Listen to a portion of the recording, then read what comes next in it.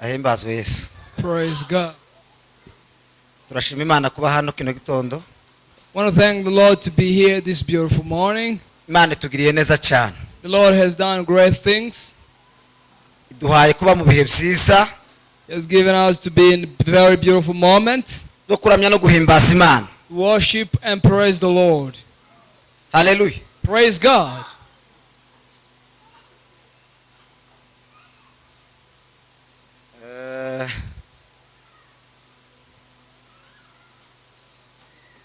Ubundi kandi turashima Imana.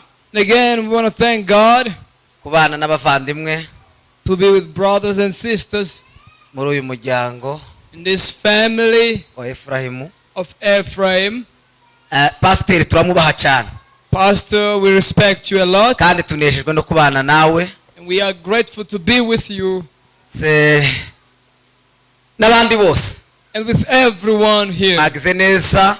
Thank you so much. Urugendo ni rurerure cyane. It's a long journey. Urugendo ruzarworoheye abantu ari bake.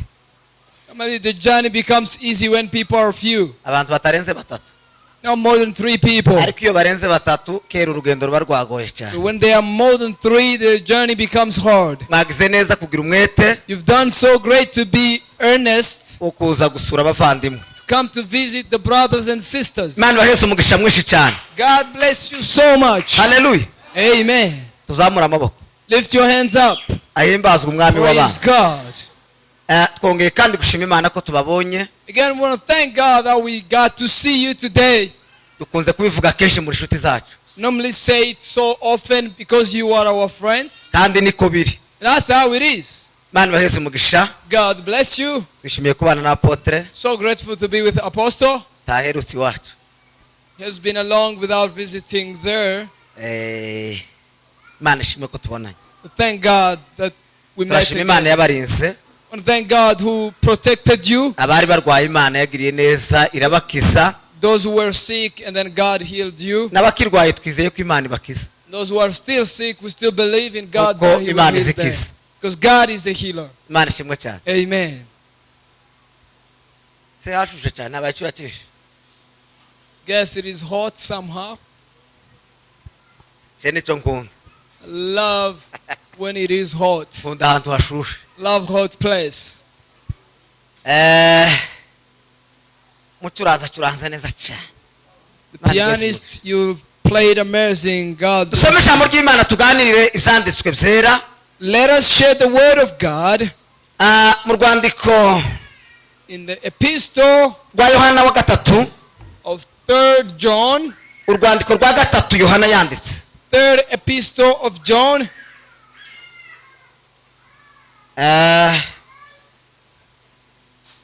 Rimwe kugeza kuri kabiri. 1 to 2. Muze kudufasha gusoma. You help us read there. 3rd John 1 2. Yohani iya gatatu. Bibiri iravuze ngo kora mu mutima yanje gayo. Aho Ndakwandikiye njewe umukuru wawe ugukunda mukuri. Ndakwifuriza kumererwa neza muri byose. Ndakwifuriza kumererwa neza muri byose. Kandi ngo uhorane ubuzima bwiza bw'umubiri. Kuko ufite ubw'umutima. Hora mutima yanje gayo. Ndakwandikiye jewe umukuru wawe. Ugukunda mukuri. Ndakwifuriza kumererwa neza muri byose. Kandi ngo uhorane ubuzima bwiza bw'umubiri. Kuko ufite ubw'umutima. Amen. Soma Efeso igice cya mbere umurongo wa 17. Let us read Ephesians 1:17. Tuze kuganira ijambo Imana ishize ku mutima. We will speak the word that God has laid on my heart. Kuba mu buzima bufite intego nziza. To be in a life with good purpose. ubuzima bufite intego nziza. Life with a good purpose.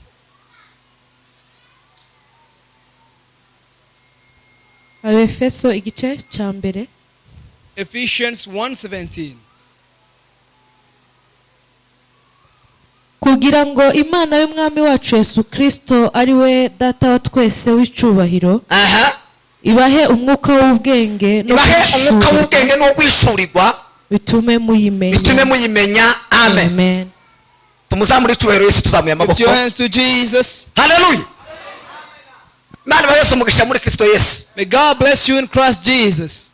kuba mu buzima bufite intego nziza To be in a life with a good purpose. nicyo numva umutima wacu mpatira kugira ngo tuganire, That's what my heart wants to share with you. kuko ni ikintu cy'ingenzi cyane. Because it is something vital. nasomye bibiliya mu Efeso, I read the Bible in Ephesians, cyangwa se winjiye mu nyigisho z'urwandiko Pawulo yandikiye ab'Efeso, or this letter that Apostle Paul wrote to the Ephesians, yavuze ijambo rikomeye cyane. spoke a very great word. aravuga ngo agakiza He says salvation, ngo ntabwo kadufitiye inyungu gusa twebwe ubwacu, it is not only beneficial to, ahubwo ngo agakiza kabereyeho but it is there ngo kugira ngo tube mu buzima buhora buhimbaza Imana, so that we live in a life praising God kandi ngo forever, tube mu buzima and be in a life bwo guheza Imana icyubahiro. to honor and bless the name of the iyo mpamvu Lord. y'agakiza The purpose of rero salvation, agakiza salvation, umuntu ukijijwe a person who is saved, aba ageze mu gihe cyiza he is in a very good time cyo kuba mu buzima bufite intego to nziza. be in a life of a good purpose. ubuzima bufite intego nziza Life with a good ni purpose, ugukizwa, it is ni salvation. ukwakira It's to receive Jesus as the Lord and Savior. tumweze icyubahiro Yesu Lift your watsinze, hands to Jesus. ahabwe icyubahiro ibihe byose. haleluya. Amen. ijambo rya kabiri Second word, ni ukwemera kuyoborwa n'umwuka wera. it is to be led by the Spirit of God. muri iri jambo rya mbere ry'agakiza, In the first word of salvation, Pawulo yazandikiye Timoteyo mu rwandiko rwa mbere Apostle Paul spoke to Timothy, ibice 2:4 2 verse 4, avuga ngo ni uko Imana and said, God ngo irashaka ko abantu bose bakizwa. wants everybody to be saved. iyo abantu bakijijwe When people are saved, baba bageze mu ntego y'icyo Imana they yatekereje. get in the mind of God's Imana irashaka purpose. kubona abantu bari mu buzima bw'agakiza. God wants to see people saved.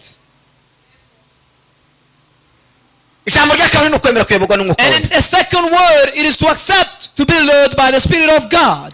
biri mu gitabo cy'abagalatiya, mu rwandiko rw'abagalatiya ibice 5:16. Found in Galatians 5:16. haravuga ngo mwemere kuyoborwa n'umwuka Accept so you be ngo led nibwo by the mutazakora Spirit. izo kamere yanyu irarikira. Then you will never gratify the desires of the twemere flesh. umwuka kutuyobora Allow the Spirit to lead kugira you, ngo twemere tube mu buzima bufite intego nziza, so you will live in a life with a good purpose. mu izina ry'umwami Yesu In the watsinze. name of the Lord Jesus. tumuzamure icyubahiro Yesu Lift watsinze. your hands to Jesus. haleluya. Amen. ducurangire igisirimba. Play the Zurimba. gato gusa.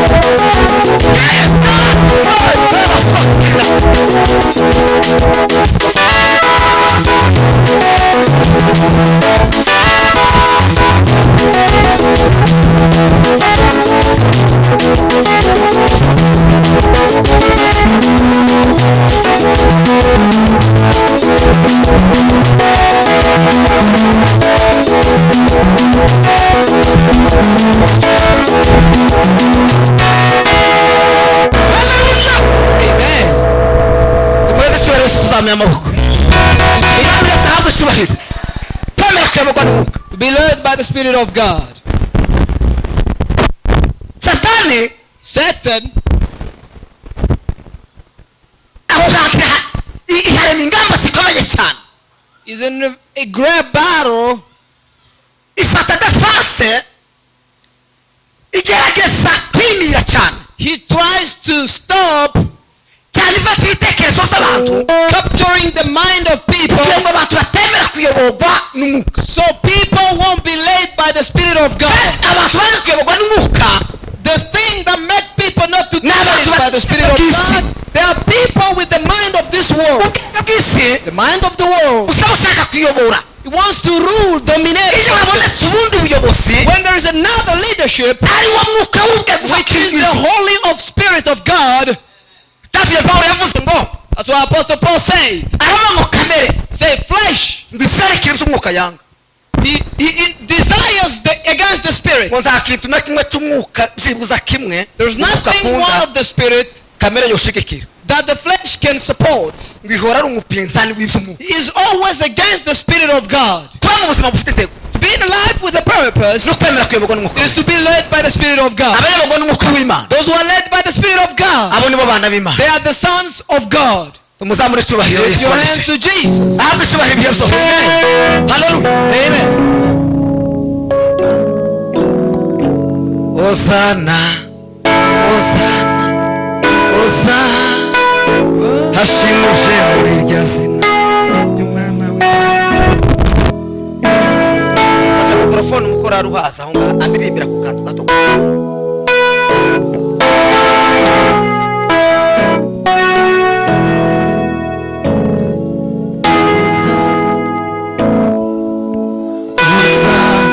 Hosana, Hosana, ashimuje muri irya zina ry'umwana. Hosana, Hosana, Hosana, ashimuje muri irya zina ry'umwana. Hosana, Hosana, Hosana, Hosana, ashimuje muri irya zina ry'umwana. Tumuzamure icyubahiro Yesu wacu. Haleluya, haleluya, haleluya, haleluya. Yesu w'i Nazareti. Amen. Yesu watsinze Satani. Amen.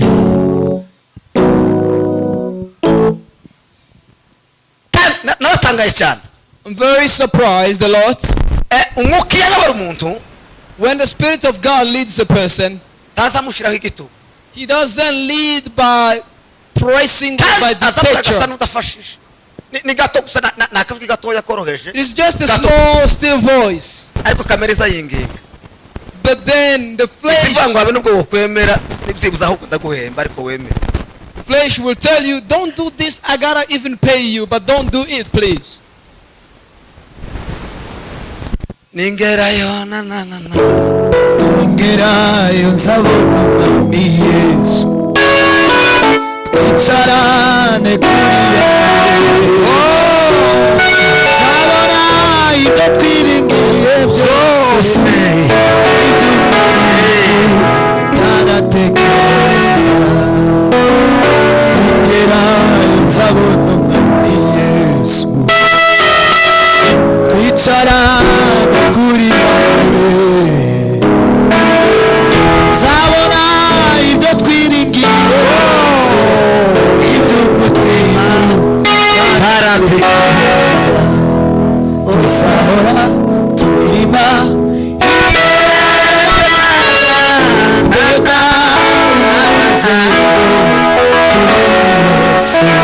tuzahora turirimba imbere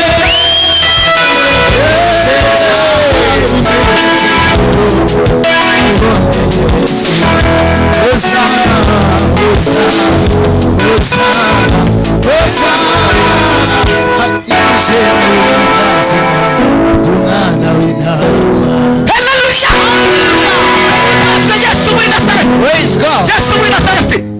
Pawulo arandika aravuga ngo icyo mbasabira He said, Imana ibaheshe umwuka w'ubwenge I pray that God will give you the spirit of no wisdom guhishurirwa and of revelation, ngo bitume muyimenya. so you get to know Niba God. hari ikintu cy'ingenzi mu itorero If there is something the namba hari church ikintu needs, gikenewe if there is something the church ni needs, ugutunga ubwenge bw'imana no is to guhishura have the wisdom of God and of heaven. ni icy'ingenzi It is vital gutunga ubwenge to bw'imana have the wisdom of God no guhishura and revelation.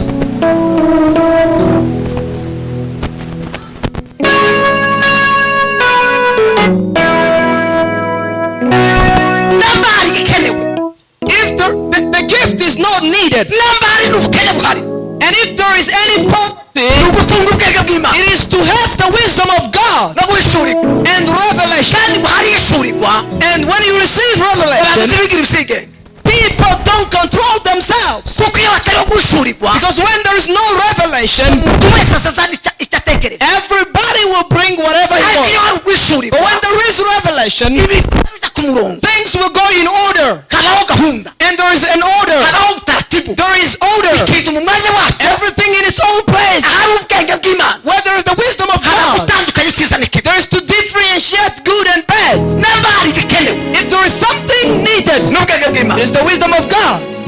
mwakira umwuka w'ubwenge Receive the spirit of wisdom. mwakira umwuka w'ubwenge Receive the spirit of wisdom. kandi nk'imana itanze ubwenge God, He gives wisdom. ngo ntizipfa kubutanga gusa He doesn't just give wisdom like that. ngo isi butanga kubw'intego imwe He gives wisdom for one reason. ngo kugira ngo abantu bubahe imana So people will obey God. kubaha imana niryo shingiro To ry'ubwenge obey God is life. kubaha imana gusa To obey God. ngo ndetse imana zitangira ubwenge That's why God gives wisdom. imana ibaheza umwuka w'ubwenge God gives you the spirit of wisdom. In the name of Jesus. niwo wishyura And revelation. abantu batashyuriwe But without revelation, bagira ingorane nyinshi cyane they have a lot of problems. umwuka wo guhishurirwa nawe ugira target imwe gusa The spirit of revelation also has one umwuka wo target. guhishurirwa yesu kirisito It is to reveal Jesus Christ. kuko ikindi wohishurirwa kitavuga kuri yesu Because any other thing you'll be revealed to that does not speak kitanaha Jesus yesu icyubahiro and which is not glorifying Jesus kuko nuko either, abantu that is the wisdom of people. bibiri iravuga ngo usibuza mwese The Bible says, all of you please, ngo umuntu mu mpano ye everybody in his gift ngo aze kugaragarwaho n'ikimenyetso cy'umwuka wera should have a token or a sign of the Spirit. igikozwe n'umwuka wera Because everything done under the influence of the bihamya Spirit, yesu it testifies Jesus.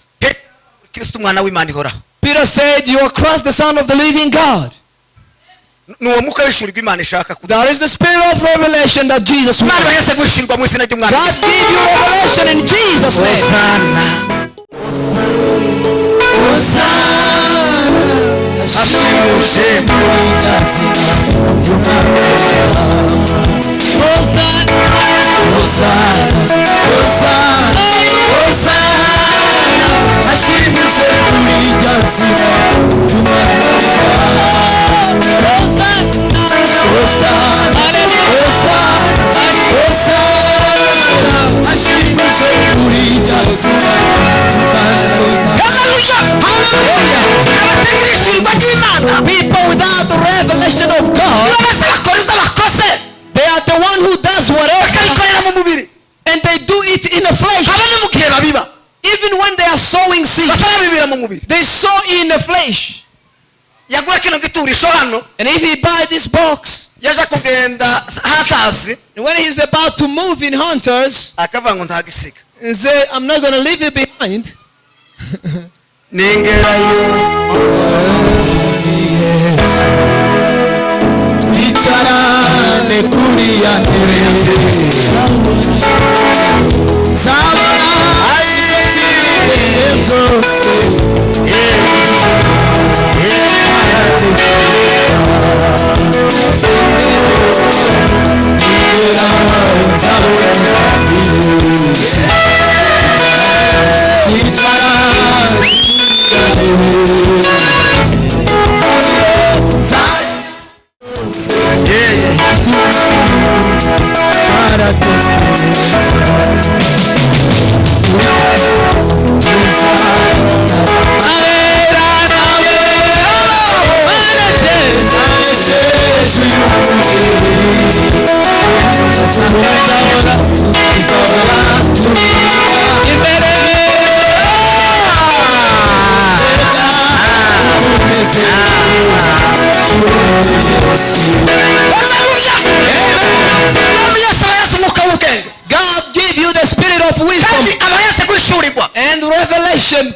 mutume mumenya imana. So you will get to know God.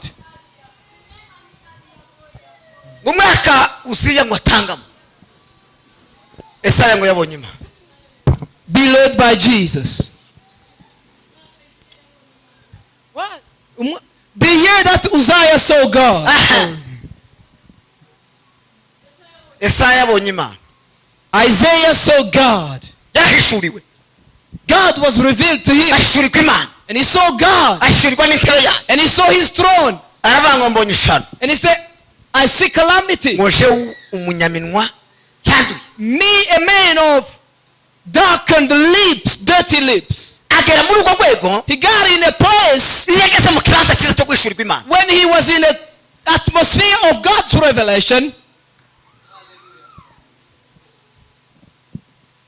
Kuba mu buzima bufite intego nziza. To be in a life with a good purpose. Ijambo rya gatatu. The third Kuba word, mu buzima bushima. it is to be in a life of Pawulo thanksgiving. yabwiye abaroma. Apostle Paul told the Romans, Arababwira ngo he told them, kubera ko mwirengagije gushima imana. said, now that you forsook Kubera ko thanking mutemera God, gushima imana. now that you don't thank God, Ngo nicyo gituma muri ibifu. that's why you are foolish, he said. Ngo mugaragaza ubupfu gusa iyo mutagaragaje gushima imana. Say, your foolishness is manifested when you don't thank God.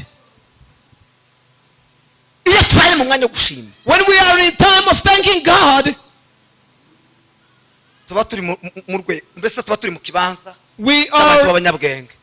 in the ground of the wise people. Nta gipfu kiza gishima. There is no foolish person which can thank God. Muzamubona igipfu gishima. Have you seen a foolish person thanking God? Hari n'ibindi biza bishima amafuti hano. Some others, they thank in a bad way. N'ahandi henshi. And elsewhere, Akavuga ngo kubuza imana yakoze. say for everything that God has done, No, yatangiye ashima. he started in a style of Ariko thanking. yaje gusoza, But when he's about to finish, agasoza ahakana gushima. he denies thanksgiving. Agaruka akavuga ngo naje gushima. Say, I came thanking to the Akavuga ngo Lord. imana yakoze iki? Say, God has done this Ikora n'iki kindi. and this other thing, Ntihari bisigaye. but two more are remaining. Ngo imana nibinkorera ngo mu kindi cyumweru ngo nzazana nishimwe ngo mpaya ntekereza. If God will do them, I'll bring my offering of which I'm thinking. Icyo ni igifu. That is a foolish person. Ahagurutse interura ari ugushima. Imagine he stood up to thank God, Agiye kwicara ahakanye gushima. but then he sits when he was already defined or denied thanksgiving. Kuba mu buzima bushima. To be in a life of thanking God, Uba uhagaze mu murongo w'ubuzima bufite intego nziza. it is to stand in a life with a good line of Pawulo yandikiye purpose. Abatesalonike ba mbere He told the Thessalonians, igice gatanu n'umurongo wa 18. 5:18, Arababwira ngo mu bibaho zose in everything, ngo muze muhora mushima imana. always thank God. Ngo ni cyo imana bashaka muri Kristo Yesu. That's what God wants in Jesus Imana Christ. yaturemeye gushima. God created us to thank Him. Imana ibaheze kwishima. May God give you the spirit of thanking Him. Imana ibahe kwishima. God give you the spirit of thanksgiving.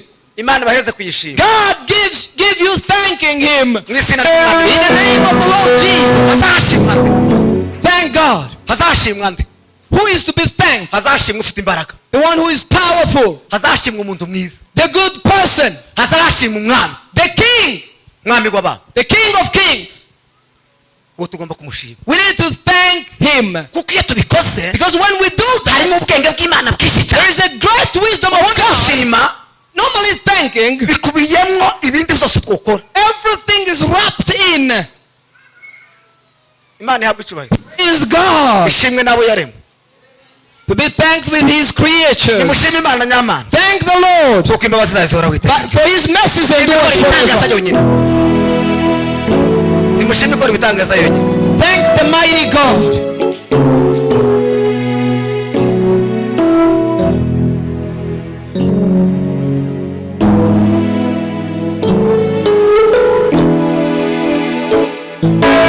Mwana waturinze itambara inzara n'inyuma imiyaga ya Satani zahora mbihamya ukuri umukiza waje iteka ryose zahora mbihamya gihamya ukuri umukiza waje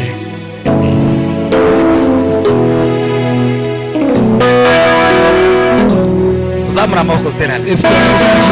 Haleluya! Haleluya! Haleluya! Ntabwo isura Yesu w'i Nazareti Imana ibahereza kuyishima. God give you to thank Him. Ntacyo Imana itakoze. There's nothing that God didn't do. Imana yatanze Yesu. God gave Jesus.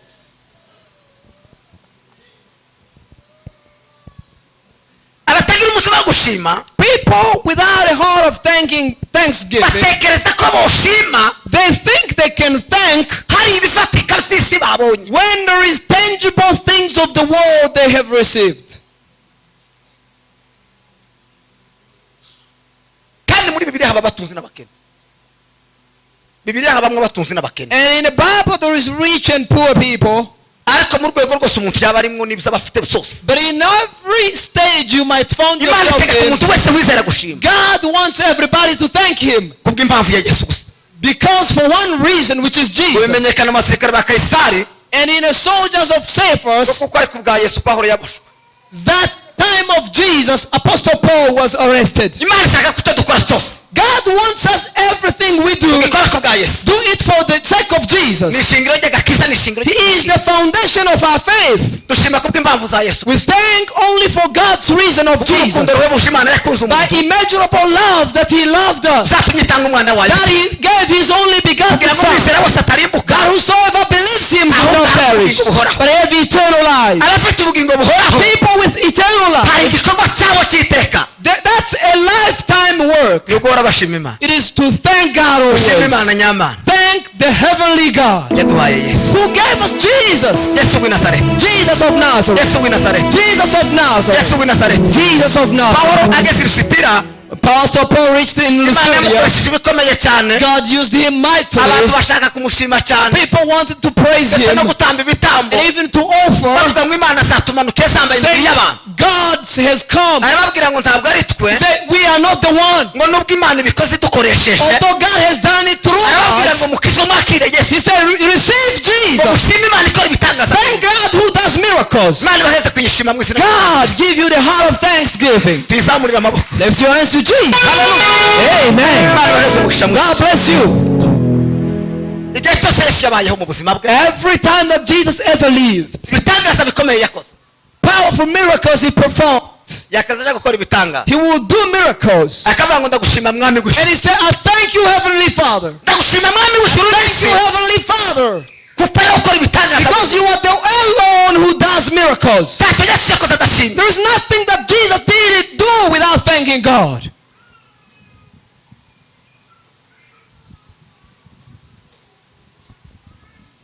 yarurwanya ruhereye mu mizi iminwa y'abatukwendaga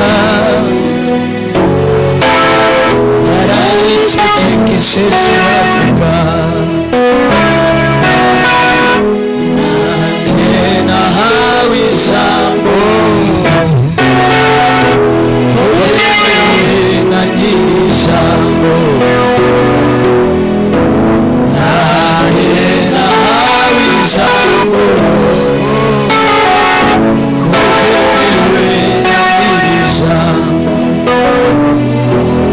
umutima waje waruzuza amashyi akama kagera kukuzuza indirimbo aho byari bigoye waratabaye warakoze umutima wanjye warujuje amashyi akana kanjye nakukuzuza indirimbo aho byari bigoye waratabaye warakoze. Haleluya! Haleluya! Reke shime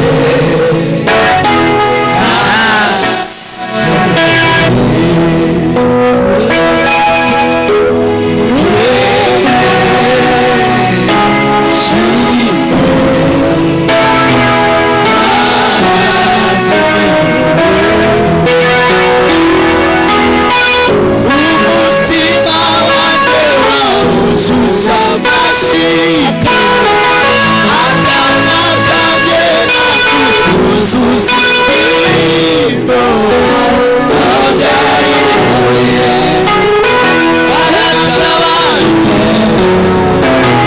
warakoze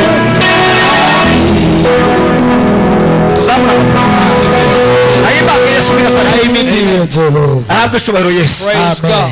ibihe byose Always. umwami w'abantu King of kings. Imana ibaheze umwuka w'ubwenge no gushima God give you the spirit of wisdom and revelation. abahishuriwe Imana nibo babaye imbere y'Imana bashima People receive the revelation of God. icyo bakora cyose Everything they do, baza bashima they thank God.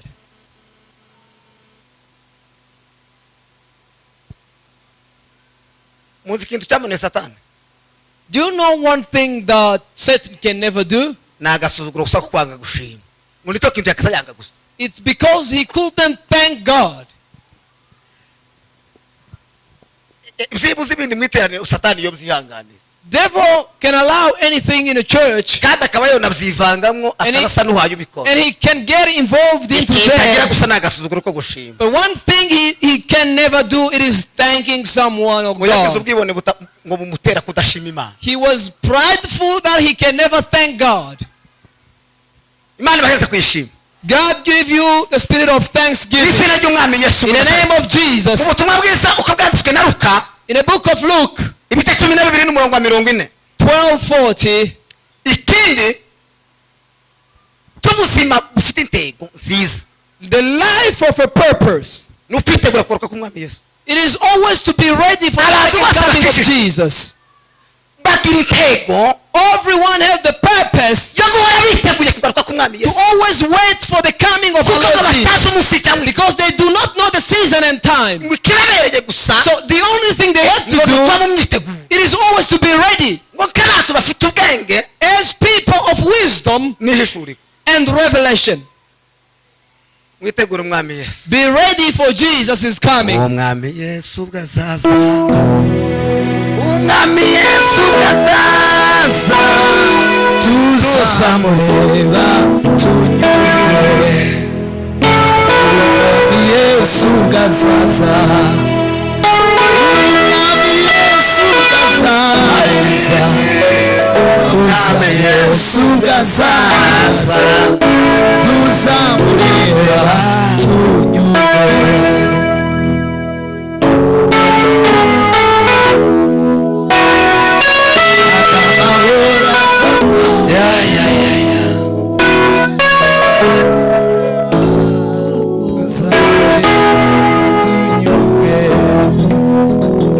tuzamura amaboko Amen. Turns to Jesus. Hallelujah. Praise Amen. God. haleluya Hallelujah. kandi musare Yesu wavuze ngo bamwitegure gutya akiri kumwe n'abigisha Jesus told his disciples while they were still together to be ready for his coming back.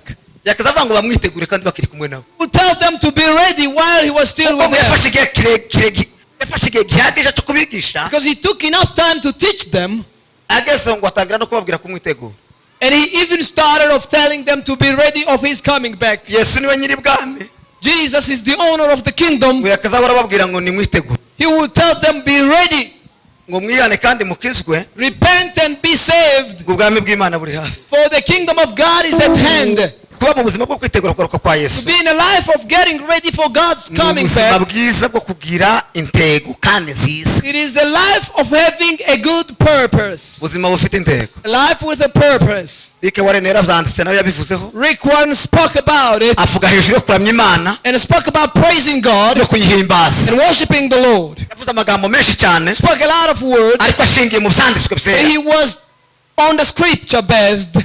Imana ibaheze umugisha God mwiza bless you. Imana ibahishurire Yesu God reveal Jesus to you. mu izina ry'umwami In Yesu the name of Jesus. ahabwe icyubahiro Yesu wanesheje Praise the name of the Lord. ahabwe icyubahiro Yesu Praise the name of the Lord. siku hiyo ni ya shangwe kwa vipofu watafunguliwa macho siku hiyo watamwona Yesu kwa macho yao wataona wataona Bwana Yesu kwa macho yao, wataona watamona Bwana Yesu kwa macho yao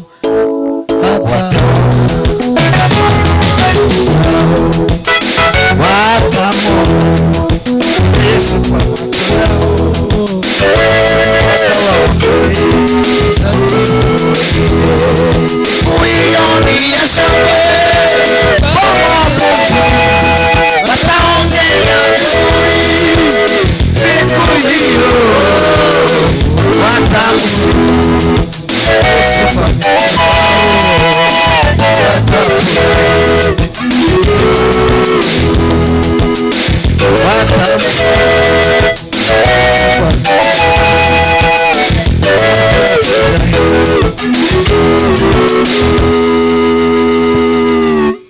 tuzataramana abera bose ndetse na Satani tuzahora turirimba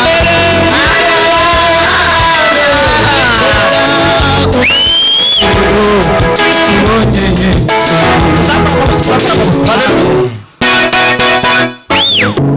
tuzataramana abera bose ndetse na Satani tuzahora